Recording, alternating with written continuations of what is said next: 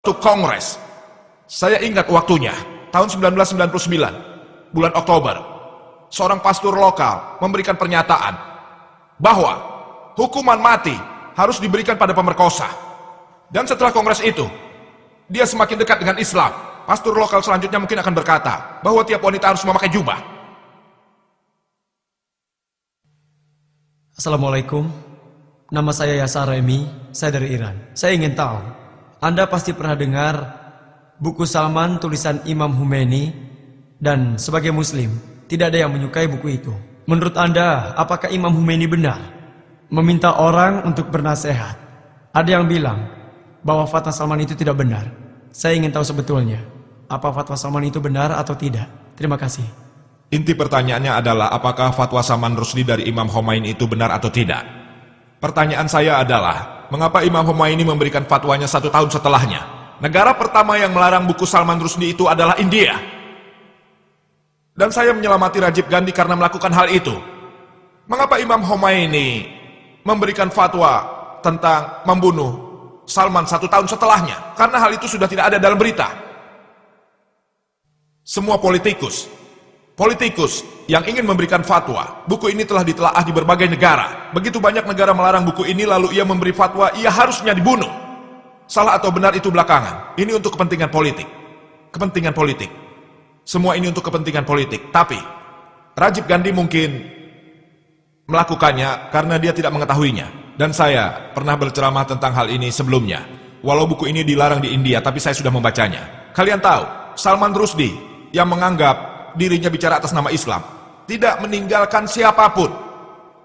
Dalam bukunya, ia bahkan menulis Ratu Elizabeth. Padahal kerajaan Inggris yang sama telah melarang penulis Amerika karena memakai kata 4 huruf, Fanta Unta Charlie Kilo, terhadap kebijaksanaan Margaret Thatcher. Tapi penulis Salman Rushdie membuatnya aktif dan menggunakan imbuhan ink. Dan di sini buku itu sangatlah populer. Satu penulis Amerika dilarang karena memakai kata 4 huruf terhadap Margaret Thatcher. Tapi orang lain yaitu Salman membuatnya kata aktif dengan imbuhan ink terhadap kebijaksanaan Margaret Thatcher yang sama. Namun dia mendapat penghargaan. Kenapa? Karena ia memfitnah orang Islam. Anda tahu, ia bahkan tidak meninggalkan Rama dan Sinta. Orang ini dihormati hampir oleh semua orang India. Bahkan terhadap dia pun, ia menggunakan kata itu. Ia tidak meninggalkan mereka. Banyak warga India mendukungnya. Jadi mungkin Rajiv Gandhi tidak mengetahuinya. Tapi jika Anda baca, Anda akan lihat buku ini tidak meninggalkan siapapun. Bagi orang-orang yang terus-terusan memfitnah, Allah berfirman dalam Al-Quran, Surah Al-Ma'idah, bab 5, ayat 33. Pembalasan terhadap orang-orang yang memerangi Allah dan Rasulnya hanya karena dibunuh, atau disalib, atau dipotong tangan dan kaki, atau dibuang dari negeri. Bukan hanya di Al-Quran. Bukan hanya Al-Quran, tapi juga di Alkitab. Injil Levitikus pun berkata, jika ada yang memfitnah hukum, ia harus dirajam dengan batu hingga mati. Bahkan orang asing pun harus ikut merajam. Orang-orang yang telah berani menghujat Tuhan. Jadi saya rasa kitab-kitab lain juga setuju. Bukan hanya Islam. Kebanyakan kitab agama, apakah itu Islam, apakah itu Kristen, ataupun Buddha, atau agama lainnya, semua memiliki hukuman bagi orang-orang yang berani menghujat Tuhan. Dia tidak bisa memberikan fatwa di sini untuk membunuh atau apapun. Dalam hukum Islam, di sana dikatakan, jika seseorang menghujat, tentu saja ada hukum tertentu yang berlaku untuknya. Tapi yang dilakukan politikus, apakah itu politikus Muslim atau politikus non-Muslim? Maaf, saya tidak akan menyinggung politikus.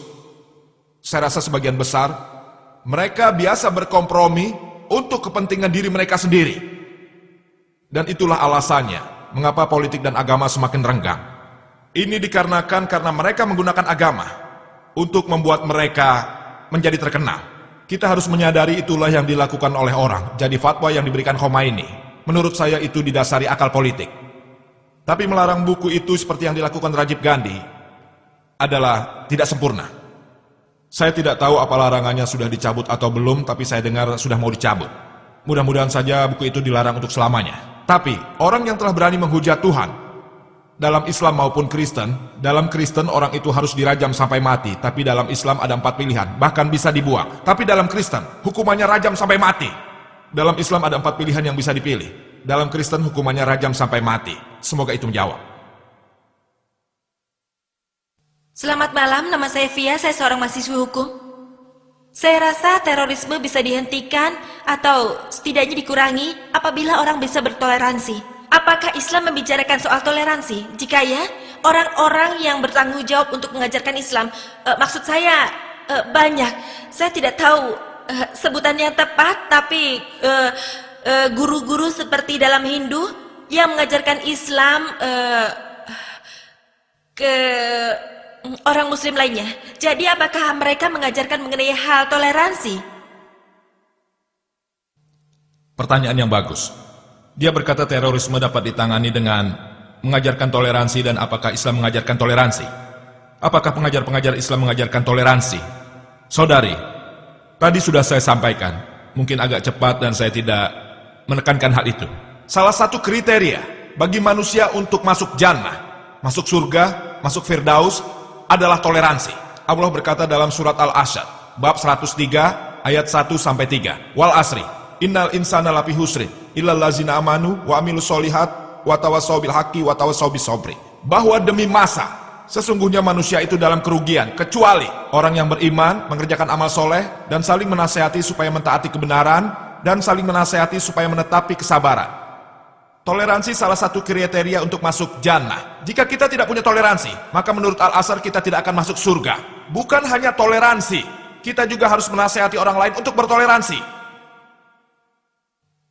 Definisi toleransi ada bermacam-macam. Tapi jika kita tanya pada ahlinya, toleransi memiliki batas. Apa yang dimaksud dengan toleransi? Ada yang berbuat salah padamu, tapi kau tidak balas dendam, itu bagus. Tapi berapa lama? Toleransi memiliki batasan. Dan dalam Islam, zalim adalah orang yang berbuat jahat. Atau bisa dikatakan orang yang suka menyakiti. Ada dua macam zalim.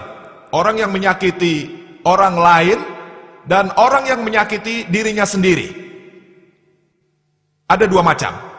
Dan dua-duanya disebut zalim. Orang yang menyakiti orang lain dan orang yang menyakiti diri sendiri. Nabi Muhammad SAW berkata dalam hadis sahih Muslim, apabila kau melihat suatu perbuatan yang salah, jika bisa, kau harus menghentikannya dengan tanganmu. Jika tidak bisa dengan tanganmu, hentikan dengan mulutmu atau lidahmu. Jika tidak bisa, setidaknya kutuklah dalam hatimu bahwa itu perbuatan salah. Jika kau lakukan itu, kau orang yang beriman paling rendah. Paling rendah.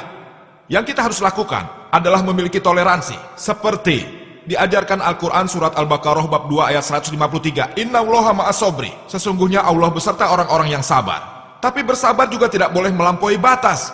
Sabar ada batasnya. Toleransi ada batasnya. Kita ambil contoh. Jika ada seorang wanita yang diperkosa, kita tidak bisa bilang, bertoleransilah, tidak masalah. Jika Tuhan memberi saya kekuatan, jika saya melihat seseorang wanita diperkosa, saya akan menghentikannya dengan tangan. Jika tidak bisa, lakukanlah dengan kata-kata, tolong jangan perkosa dia. Ada artikel Bombay menyebutkan, seorang gadis muda berusia 13 tahun yang diperkosa seorang pria di kereta. Padahal, di sana ada 5 penumpang. Hanya 1 orang melawan, tapi sisanya diam saja. 5 orang melawan 1 orang yang sedang mabuk. Dia mabuk. Tak seorang pun berbuat apa-apa. Apa yang terjadi dengan kemanusiaan? Apa yang terjadi? 5 pemuda tidak bisa melawan 1 orang yang sedang mabuk, yang memperkosa gadis di kereta. Anda sebut ini toleransi? Saya bilang ini pengecut. Saya katakan, seandainya 5 orang teroris dalam arti kata menteror elemen sosial, orang itu tidak akan berani melakukannya. Jadi kita harus berusaha agar sifat toleransi dalam manusia itu bertambah, tapi pada saat yang bersamaan, dan tidak mengubah mereka menjadi orang-orang pengecut. Kita harus terus berusaha agar elemen antisosial di dalam masyarakat dikurangi, dan bersama-sama kita dapat pastikan agar orang-orang yang antisosial ini dapat dihukum dengan hukuman sepantasnya. Semoga ini menjawab. Halo, nama saya Bibi Bob Cakra Rokuloy. Saya ingin menanyakan suatu hal mengenai tentang rejim Taliban dan isu fatwa untuk penghancuran Buddha Bamiyan. yang katanya tidak bersifat Islam.